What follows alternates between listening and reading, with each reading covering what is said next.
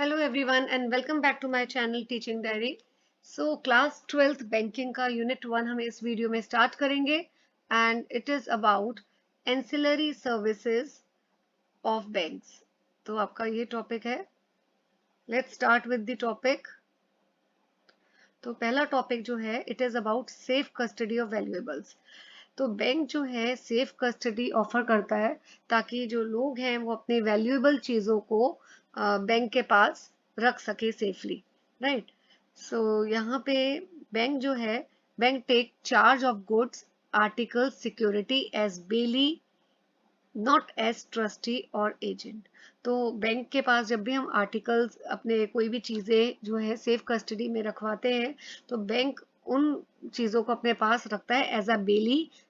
And who is bailee who is bailor, तो हम ये यहाँ पे पढ़ते हैं जो बैंक और कस्टमर का रिलेशनशिप है वो बेलर और बेली का है. पहले तो हमें पता होना चाहिए कि बेलर कौन होता है. बेलर वो पार्टी है जो अपने गुड्स किसी और को डिलीवर करती है. तो जैसे कस्टमर अपनी ज्वेलरी, ठीक है, बैंक के पास रखवाता है. कस्टमर अपनी ज्वेलरी किसको दे रहा है?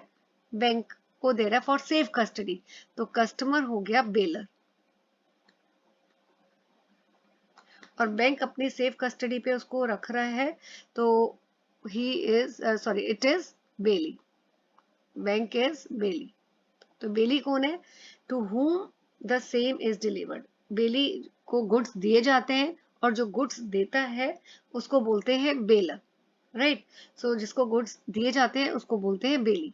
सो जब भी कस्टमर अपना बॉक्स ज्वेलरी का या कोई भी और चीज का बैंक के पास रखवाता है कस्टमर बन जाता है बेलर और बैंक बन जाता है बेली.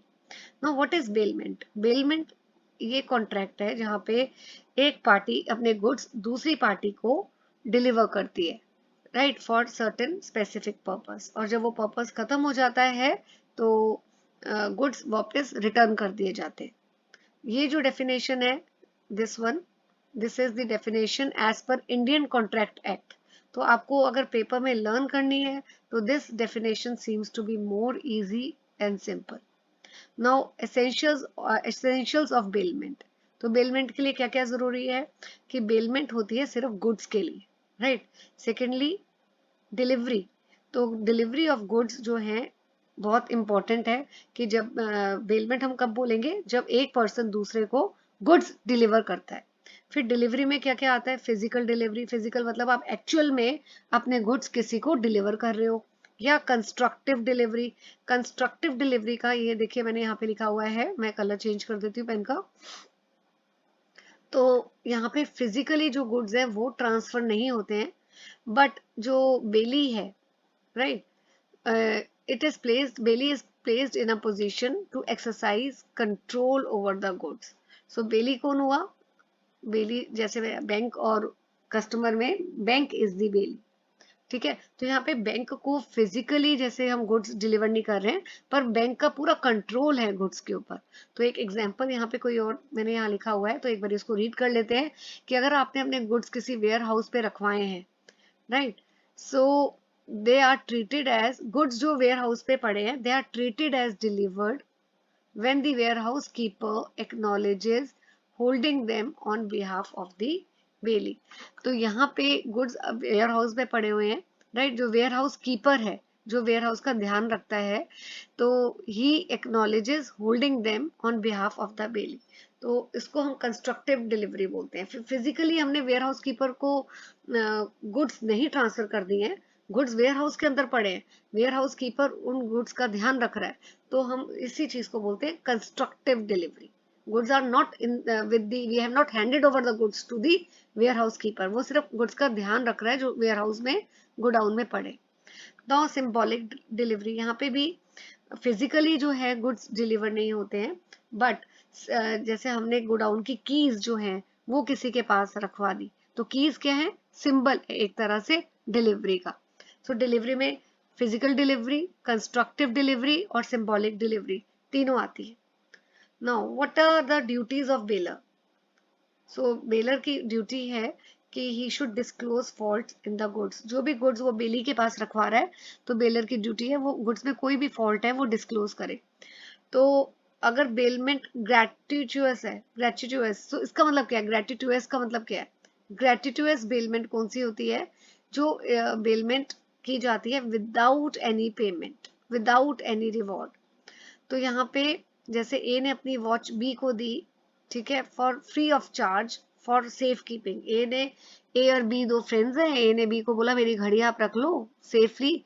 तो इसमें ए और बी को कोई otherwise there is no exchange of any payment, so it is called as gratuitous payment. जो पेमेंट जहाँ पे कोई भी bailment is done without any payment. तो अगर बेलमेंट जो है वो ग्रेटिट्यूअस बेलमेंट है, तो उसमें ड्यूटी है बेलर की कि वो जो भी नोन फॉल्ट्स है वो बताए बेली को।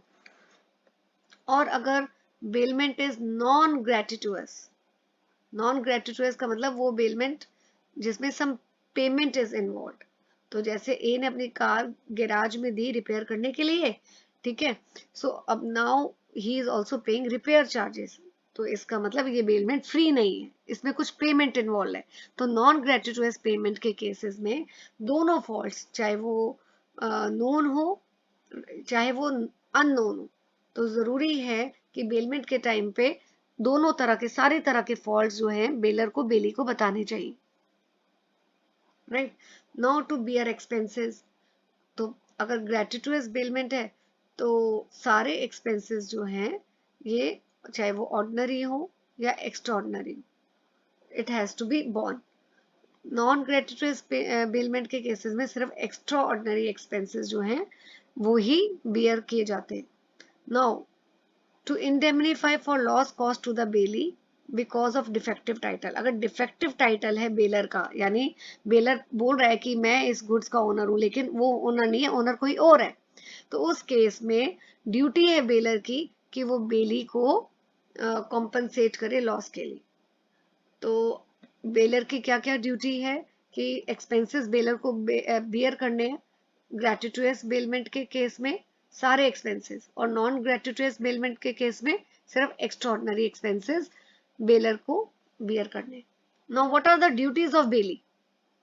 बेली की क्या ड्यूटी है कि वो बेलर के गुड्स को मिक्स ना करे अपने गुड्स के साथ या किसी और के गुड्स के साथ। अगर वो मिक्स कर देता है गुड्स के साथ और वो गुड्स सेपरेट हो सकते हैं, पॉसिबिलिटी है कि गुड्स को सेपरेट किया जा सकता है, तो उस केस में बेली की ड्यूटी है कि वो सारे बियर करेगा कॉस्ट ऑफ सेपरेशन। तो उस गुड्स को सेपरेट करने में जो भी पैसा खर्च होगा, जो भी कॉस्ट लगेगी, वो कॉस्ट कौन बियर करेगा? बेली। लेकिन अगर गुड्स सेपरेट नहीं हो सकते, पॉसिबल ही नहीं है कि गुड्स को सेपरेट किया जा सके, so in that case bailor is entitled to compensation for the loss. तो उस केस में जरूरी है कि अमाउंट ऑफ लॉस जो है has to be compensated to the bailor. Okay, liabilities क्या है बेली की? बेली की लाइबिलिटी ये है कि bailee is liable for any loss cost to the bailor due to his negligence. अब बेलर ने अपने गुड्स बेली के पास रखवा दिए हैं, तो बेली की नेग्लिजेंस की वजह से कोई भी लॉस होता है, तो in that case bailee has to bear that loss, he is liable for that loss. Then अगर कोई भी गुड्स जो बेली के पास रखवाए गए हैं और उस गुड्स में कुछ इंक्रीज होता है, वो गुड्स इंक्रीज होते हैं, तो बेली की ये ड्यूटी है, ये लाइबिलिटी है कि when he returns the goods to the bailor, तो वो सारे जो गुड्स में इंक्रीज हुआ है वो भी वो वापस करेगा। एग्जाम्पल के तौर पे मैं ये बता देती हूँ, जैसे बेलर ने एक काऊ बेली के पास रखवाई। अब जब रखवाई तो सिर्फ कौ रखवाई थी, लेकिन थोड़े टाइम के बाद उस कौ का एक काफ भी साथ में बेबी एक हो गया। तो now it is the duty of the bailee to return both the cow as well as calf to the baler.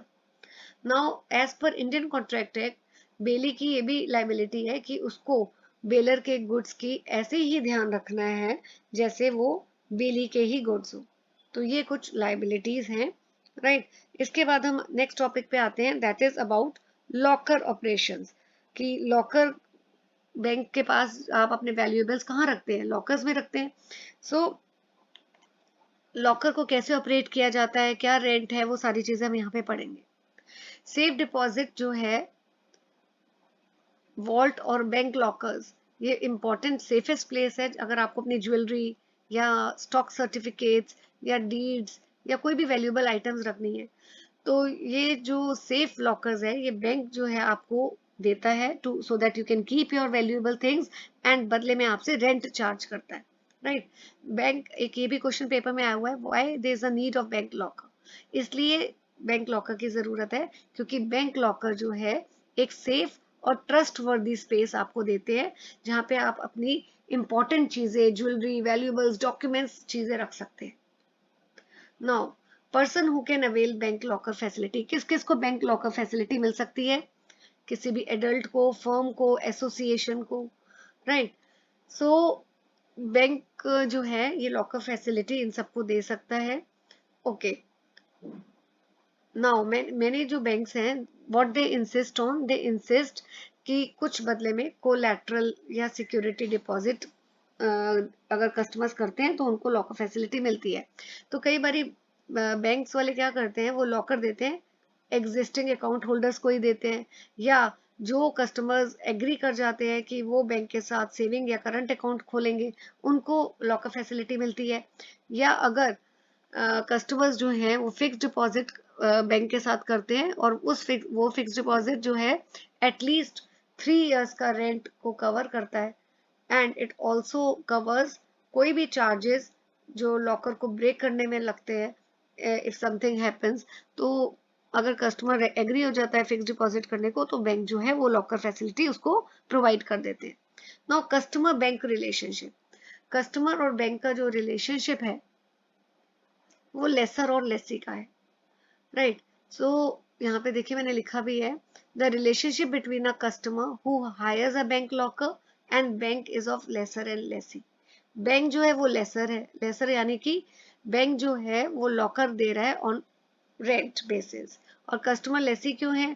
क्योंकि कस्टमर उस लॉकर को हायर कर रहा है और बदले में रेंट देता है। बैंक लॉकर चार्जेस, अब लॉकर चार्जेस जो हैं वो डिफरेंट होते हैं depending upon the types of bank, depending upon the location, पर नॉर्मली लॉकर रेंट हायर होता है अगर ब्रांच जो है बैंक की वो एक प्राइम कमर्शियल एरिया में लोकेटेड है। ऑल्सो जो प्राइवेट और फॉरेन बैंक्स हैं उनका locker rent comparatively public sector banks के कंपैरेटिवली ज्यादा होता है। Now what is the process for hiring bank locker? तो इसके लिए आपके पास सेविंग अकाउंट होना चाहिए बैंक के साथ, ठीक है। एंड बैंक कई बार ये भी एक्सपेक्ट करते हैं कि आप फिक्स्ड अमाउंट जो है as a cautionary deposit bank के पास डिपॉजिट करिए, and one also has to pay the locker rent in advance. तो लॉकर रेंट 1 ईयर से या 1 ईयर से ज्यादा का भी आप बैंक के पास डिपॉजिट कर सकते हैं। ऑल्सो डॉक्यूमेंट्स आपको कुछ बैंक को प्रोवाइड करने हैं, you also have to sign, right. Bank को आपके सिग्नेचर चाहिए फॉर द वेरिफिकेशन प्रोसेस। तो then you have to file the simple locker application form, locker agreement आपको बैंक के साथ साइन करना है। सो आप जब ये सारी फॉर्मेलिटीज कर लेते हो, टर्म एंड कंडीशंस एग्री कर लेते हो, डिपॉजिट कर देते हो रेंट, तो आप जो है लॉकर को जॉइंटली या सिंगल बेसिस पे भी ऑपरेट कर सकते हो। बट अगर आप उसको जॉइंटली ऑपरेट कर रहे हो तो भी आपको बैंक सिर्फ एक ही की देगा लॉकर ऑपरेट करने के लिए, दूसरी जो की होगी वो बैंक वालों के पास ही रहती है। ओके, आफ्टर दिस ये देखिए, ये सैंपल एग्रीमेंट है लॉकर का, और ये कुछ टर्म्स एंड कंडीशंस है कि बैंक जो है लॉकर देते हुए क्या क्या टर्म्स और कंडीशन जो है wants the from the customer to sign।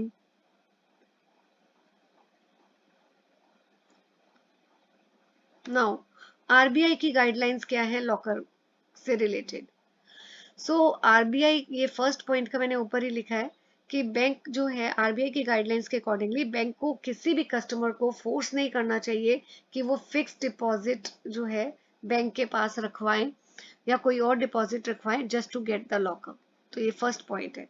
दूसरा, बैंक जो है कई बार उनको ये सिचुएशन फेस कर देते हैं, उनको करनी पड़ती है कि जो जिसने भी लॉकर हायर किया है उसने वो लॉकर को ऑपरेट ही नहीं कर रहा या रेंट ही नहीं पे कर रहा है, तो उस केस में बैंक जो है अलॉटमेंट के टाइम एक फिक्स्ड डिपॉजिट, एक फिक्स्ड मनी जो है वो लेते हैं, जो जिसमें एटलीस्ट 3 इयर्स का रेंट कवर हो, और कोई भी अगर ऐसी नौबत आए कि लॉकर को ब्रेक करना पड़े तो जो चार्जेस होते हैं related to the breaking of the locker वो भी कवर हो सके।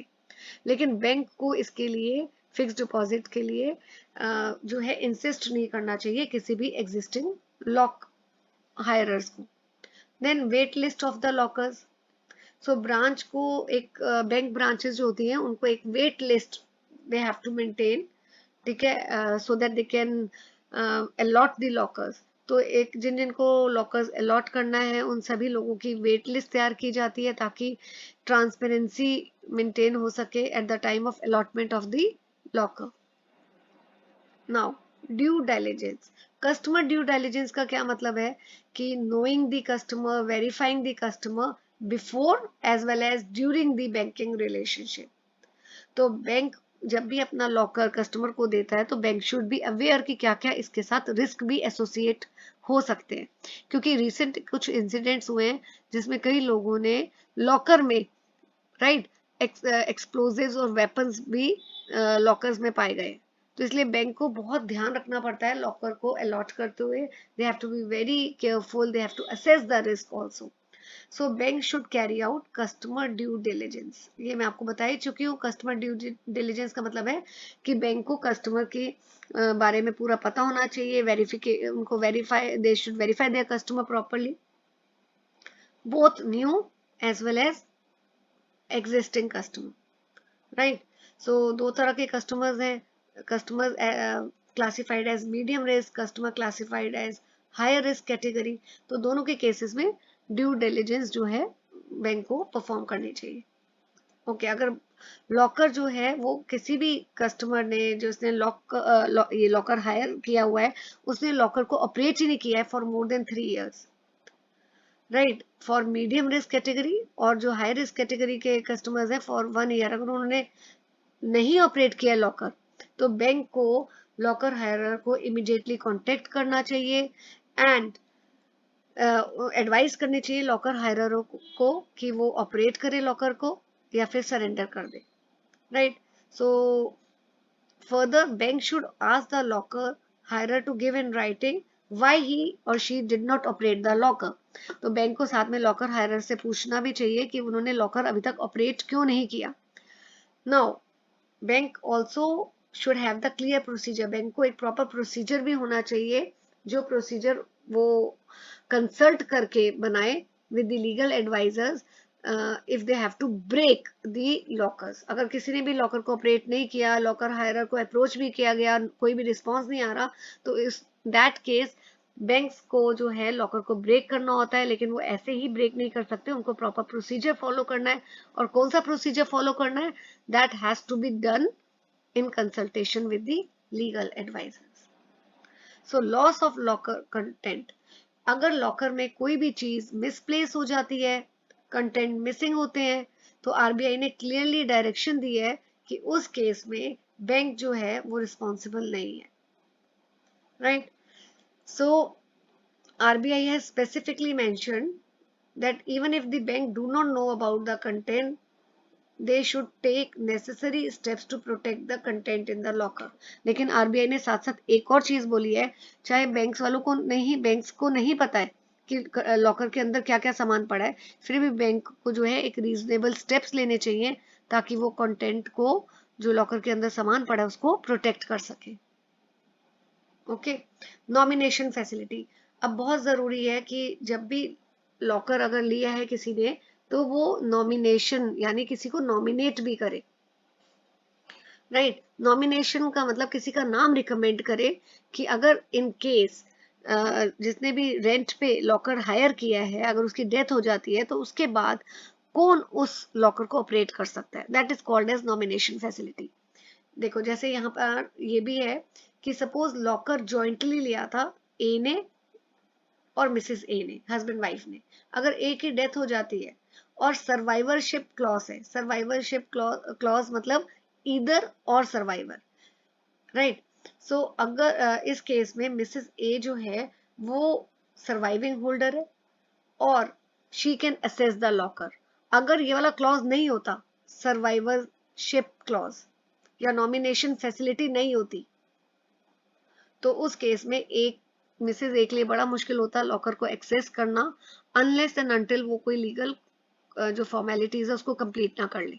तो इसलिए जो जरूरी है कि नॉमिनेशन फैसिलिटी इसलिए करवाई जाती है ताकि अगर जिसका भी ये लॉकर है उसकी डेथ हो जाती है तो जिस दूसरे इंसान का नाम नॉमिनी एज अ नॉमिनी किया हुआ है तो वो लॉकर को एक्सेस कर सकता है बिना किसी कॉम्प्लिकेशंस के।